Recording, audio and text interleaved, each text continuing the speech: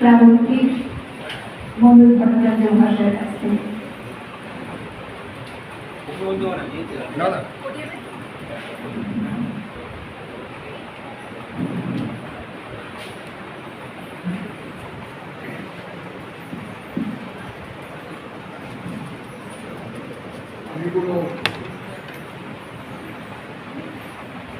আমি শুধুমাত্র আপনাদের অশেষ শ্রদ্ধা এবং নমস্কার জানাতে এখানে উপস্থিত হয়েছি।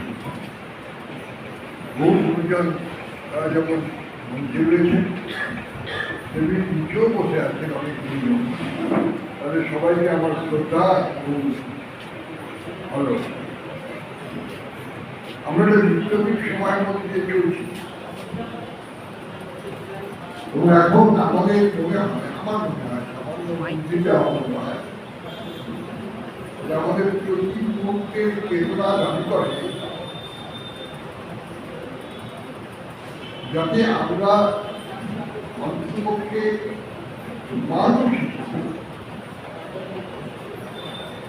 হিন্দু হিসেবে নয়, ব্রাহ্মণ হিসেবে নয়, মুসলমান খ্রিস্টান শিখ হিসেবে নয়, আমরা যে মানুষ হিসেবে ভাবতে পারি, নিজেদের ভাবতে পারি এবং আমরা যাতে সেইভাবে নিজেদের প্রস্তুত করতে পারি। আমার এই কলকাতা বয়সে এসে মনে হয় যেটা চক্র খুব সক্রিয় হয়ে উঠেছে ভারতবর্ষে এবং এখন পশ্চিমবঙ্গে সেই চক্রটি আরো দুর্বল হয়েছে। যারা মানুষকে মানুষ হিসেবে গণ্য করতে প্রস্তুত হন, যারা মানুষকে তার ধর্মবিশ্বাস সেই ধর্মবিশ্বাস মিলে কাজ করতে তারা উদ্যোগ নিয়েছেন।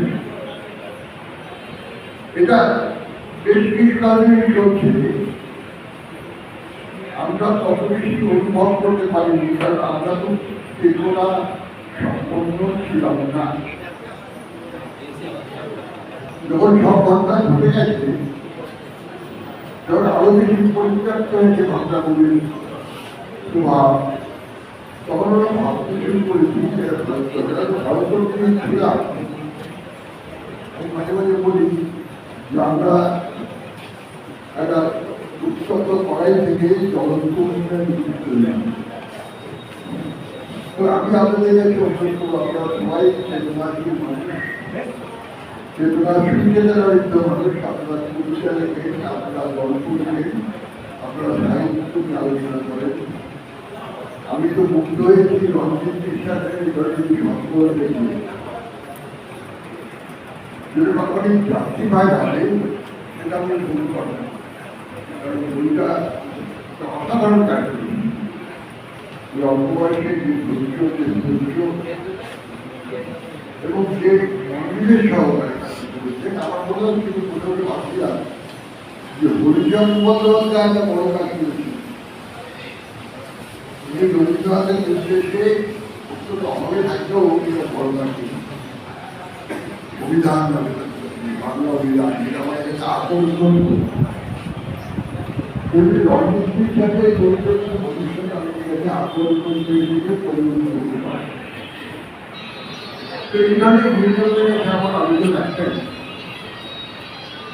তাহলে আরো চেতনা, আরো দৃঢ় মনোভাব, আরো মানুষকে মানুষ করে ভাবা উচিত।